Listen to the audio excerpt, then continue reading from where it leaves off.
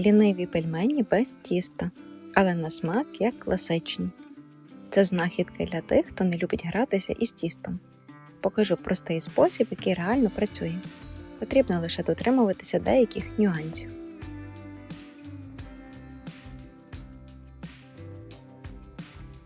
Спочатку потрібно подрібнити одну велику цибулину.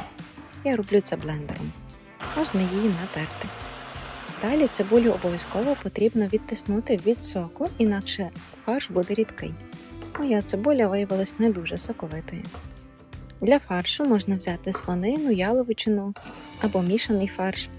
І тепер до 400 г фаршу додаю пучок дрібно нарізаної петрушки, цибулю без соку, 1 чайну ложку солі і пів чайної ложки перцю. Якщо хочеш соковитіше, тоді додай 1-2 столові ложки холодної води у фарш. Далі добре перемішую до щільної однорідної маси. Також за бажанням можна додати трохи чеснику, буде ще ароматніше. Тепер з цього фаршу формую маленькі щільні кульки. Розраховуй на те, що після обвалювання кулька стане в 2 рази більшою, тому краще робити їх заздалегідь маленькими. До речі, можна заготовити кульки наперед і зберігати у морозилці, а потім лише обваляти у борошні і у воді, і відразу готувати. Прибираю м'ясні кульки в морозилку на 1–1,5 години.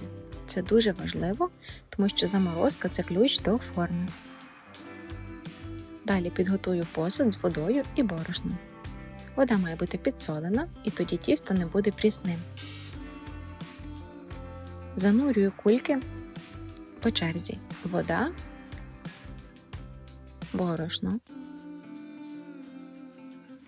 знову вода, борошно. Не хвилюйся, борошна не буде забагато. І працюй руками, так краще формується оболонка.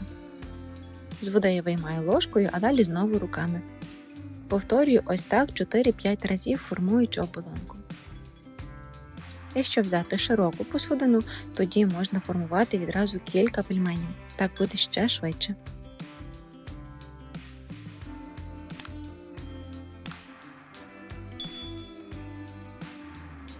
Коли усе готово, перед відварюванням прокручую кульки ще раз у руках, ущільнюючи оболонку. Це робить форму рівною і не дає пельменям потріскати. У мене вже є готова кипляча вода, я її підсолила. І вкидаю сюди мої пельмені.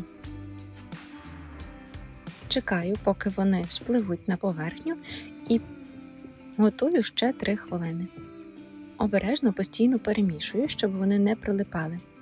Як бачиш, на вигляд вони зовсім не відрізняються від класичних пельменів. Також важливо не переварювати їх, інакше оболонка може стати жорсткою. З цих інгредієнтів у мене виходить 2 порції пельменів. Виймаю пельмені з окропу, поливаю маслом і подаю зі сметаною, чорним перцем, можна додати зелень. Якщо правильно все зробити, тоді всередині утворюється сік, і фарш буде соковитим, а зовні ніжне тісто. На смак це як класичні пельмені, але набагато простіше і швидше. Зберігай рецепт, якщо ти ще не спробував, і обов'язково приготуй. Та скажи про свої враження. Смачно!